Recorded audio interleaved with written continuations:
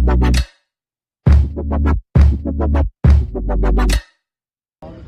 म यहाँ जन्तर मन्तरमा हाम्रा 11 जनजातिकरणको निम्ति जनजातिकरणको सूचीमा सम्मिलित हुनुको निम्ति जो माग लिएर महासंघ आएको छ। यहाँको धरनामा म सम्मिलित भएको छु। मेरो साथमा कञ्चन गुरुङजी हुनुहुन्छ जो अध्यक्ष हुनुहुन्छ अनि अन्य साथीहरू पनि छन्। म सुन्दैछु भारतका पनि अलग अलग ठाउँबाट उहाँको समर्थनमा आएको छन्। अनि यो हाम्रो जो माग छ यो माग एकदमै पुरानो माग हो, सबैलाई थाहा भएकै माग हो। यो माग प्रधानमन्त्रीलाई पनि थाहा छ, गृहमन्त्रीलाई पनि थाहा छ, सरकारलाई पनि थाहा छ, हाम्रो सांसदलाई पनि थाहा छ अनि हामी सबैले यसलाई चाहेको हौं र हामीलाई आश्वासन पनि यसबारेमा दिएकै हो। भर्खरै जो लोकसभा चुनाव भयो त्यस चुनावमा पनि मैले यो भनेको थिएँ। त्यस समय पनि भारतीय जनता पार्टीका नेतृत्वले भन्थ्यो कि जनजातिकरणको कुरा चाहिँ अब पुग्नै आँटेको छ, आउनै आँटेको छ। अनि मैले त्यो समय भन्थे यो आउनै आँटेको कुरो मानव यसो भन्दैछन् जस्तो एनजेपीमा किशनगञ्जसम्म ट्रेन आइपुग्यो तर वास्तवमा ट्रेन चाहिँ दिल्लीबाट हिँडेकै छैन म भन्थे। र यो कुरो हिजो प्रमाणित भयो। हिजो पार्लियामेन्टमा सिक्किमका राज्यसभाका सांसदलाई उत्तर दिँदा लिखितमा सरकारले भनेको छ कि हाम्रो जो मोडालिटिज छ त्यस मोडालिटिज अनुसार गोर्खा जातिको जनजातिकरणको निम्ति क्राइटेरिया जो छ त्यो मिट हुँदैन र हामी दिन सक्दैनौँ। अब तपाईले नै हेर्नुहोस् यहाँ कति एउटा झुटको राजनीति चलिरहेको छ, कति यहाँ मिसलिड गर्ने राजनीति यहाँ चलिरहेको छ। इलेक्सनको समयमा र अन्य समयमा पब्लिकमा चाहिँ यो हुने नै आँटेको भन्ने कुरा भन्छन् तर वास्तवमा सरकारले आफ्नो लिखित जवाबमा र पार्लियामेन्टमा चाहिँ यो हुनु नसक्ने कुरो भनेर भनेको छ। तरै पनि हामी जान्दछौँ कि डेमोक्रेसीमा जनताको आकांक्षा सर्वोपरि हो अनि हामीले यो धेरै समयदेखि माग्दै आएका हौं। यहाँ मात्रै हैन, भारतका विभिन्न स्टेटहरुमा पनि हुनु त यो प्रत्येक स्टेटको आफ्नो आफ्नो स्टेट सब्जेक्ट हो तर भाजपा कतिको सिन्सियर छ यसमा या छैन यो चाहिँ यसको एउटा थाहा लाग्छ कि आसामबाट त हाम्रो गोर्खा जातिको निम्ति रेकमेन्डेसन पनि आएको छैन र यसैले गर्दा आज जनतामा आक्रोश बढ्दै गएको छ।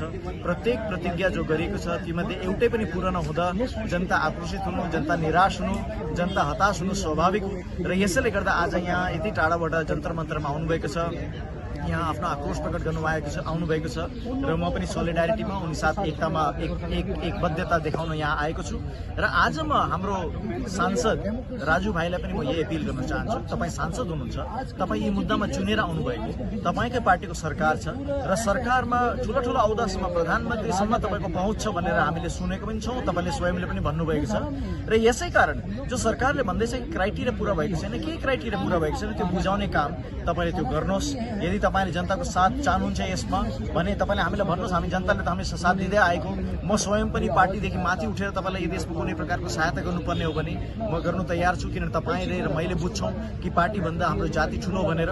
म तपाईलाई यही अपिल गर्न चाहन्छु, जुन पनि कुरोहरूले गर्दा सरकारले मानेको छैन ती इस्युजहरूलाई तपाईँले एड्रेस गर्नुहोस्, सरकारमा आफ्नो इन्फ्लुएन्सलाई प्रयोग गर्नुहोस्, पार्लियामेन्टमा तपाईँ बोल्नुहोस् अनि यो सबै कुरोहरूलाई दुरुस्त गरेर चाँडै नै जनआकांक्षा पूरा गर्ने तपाईँले काम गर्नुहोस्। भेज दिया गया और रिकमेंडेशन भेजने के बावजूद भी यहाँ उस पर कोई अमल नहीं हुई। हमारे गोरखा समुदाय के लोग बहुत संख्या में, सबसे ज्यादा अगर संख्या में गिनी जाए तो असम क्षेत्र से आते हैं और असम से तो कोई रिकमेंडेशन भी नहीं भेजा जबकि वहाँ भाजपा की सरकार है।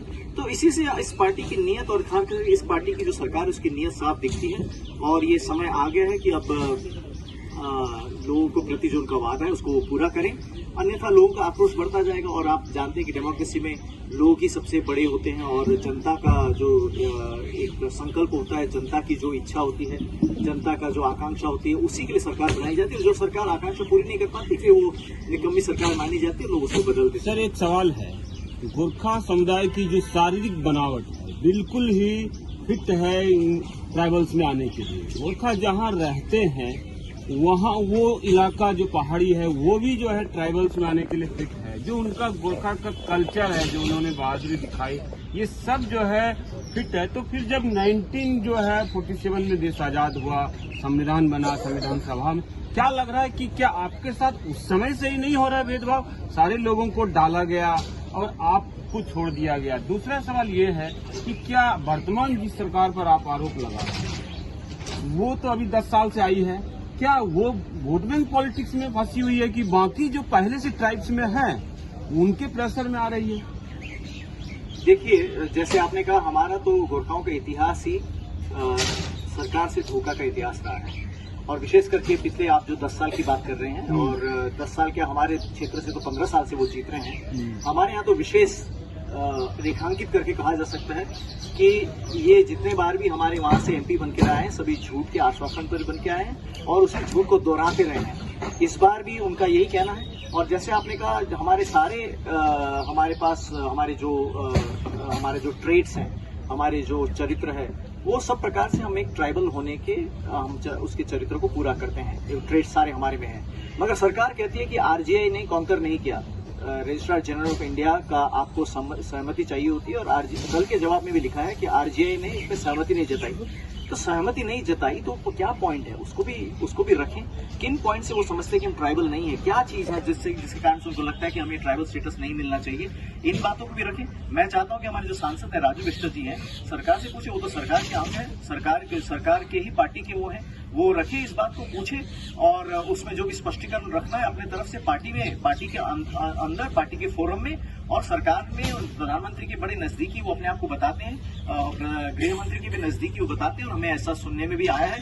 तो अपनी नजदीकी को प्रयोग करें, उनको कन्विंस करें, क्योंकि इस समय जिम्मेदारी उनके ऊपर है। वो इलेक्शन जीत के आए हैं, वो इस प्रतिज्ञा में आए हैं और वो सरकार के हैं, सरकारी यंत्र के अंदर है वो, तो उनको ये अपना जिम्मेदारी को निभाना चाहिए। लिस्ट में, सूची में लोग सम्मिलित होते जा रहे हैं, तो केवल ये कहना कि 50 में हम छूट गए, 50 का क्या छूट गए या छोड़ दिया गया, 50 की क्या 1950 में किस प्रकार का सिचुएशन था, किस प्रकार के सर्कमस्टांसेस थे, उसमें हम ना जाए। नहीं तो ये बीजेपी की आदत है, भाजपा की आदत है कि पार्टीशन की बात करेंगे, पुरानी बात करेंगे। नहीं, वर्तमान की तो बात करते ही नहीं है। वर्तमान के कुछ सवाल पूछो, पुरानी बात करेंगे। वर्तमान का कुछ बात करो, पिछले सरकार की बात करें। तो पिछले सरकार में कमी रही होगी तभी तो आप आए हैं। अगर आप पिछले सरकार के नुमाइंदा है तो आपको लाने की जरूरत क्या थी? तो इसलिए मैं तो आज वर्तमान में बात करना चाहता हूँ। मैं ये कहना चाहता हूँ कि लगातार संशोधन होते आए हैं। अभी भी जम्मू कश्मीर से, अरुणाचल से लोगों को सम्मिलित किया गया है, जातियों को सम्मिलित किया गया है। तो हमारे बारे में जो कहा जाता है कि आरजीआई ने कॉन्कर नहीं किया, आरजीआई ने सहमति नहीं जताई,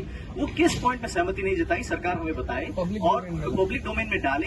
और पब्लिक डोमेन में लाने का ये दायित्व हमारे सांसद का भी है। जैसे मैंने कहा, वो सांसद एक तो चुने हुए, इन्हीं मुद्दों पर वो चुने गए हैं। दूसरी बात, वो सरकार के यंत्र के अंदर, सरकारी यंत्र में है, वो उसके भाग है, वो सांसद हैं, उसी पार्टी का सरकार है और सरकार के उच्च पदाधिकारियों के साथ उनका अच्छा संबंध है। मैं तो आज यहाँ से उनको यही अपील करना चाहता हूँ कि आप इन बातों को स्पष्ट रखिए और जनता का साथ मांगिए। जनता आपको साथ देने को तैयार है। पिछले 15 साल से जनता आपको साथ दे रही है। जनता को आप बताइए कि इन कारणों से सरकार नहीं मान रही, मगर मुझे इन कारणों को हटाने के लिए आपकी सहायता चाहिए।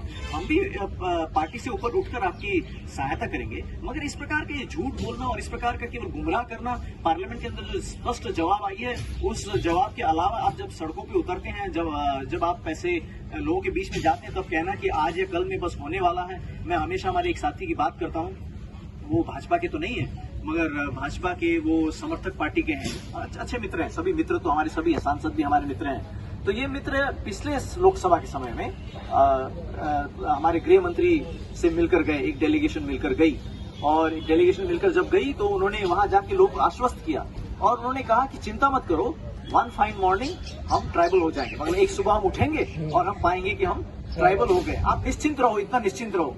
तो बोला क्यों, आप ऐसा क्यों कहते हैं? तो उन्होंने कहा कि मुझे गृह मंत्री स्वयं ने कहा कि आपका बस होने ही वाला है, तो इसलिए आप निश्चिंत होकर सो जाइए। एक दिन जब आप सुबह उठेंगे तो आप ट्राइबल हो गए होंगे, वन फाइन मॉर्निंग आप ट्राइबल हो जाएंगे।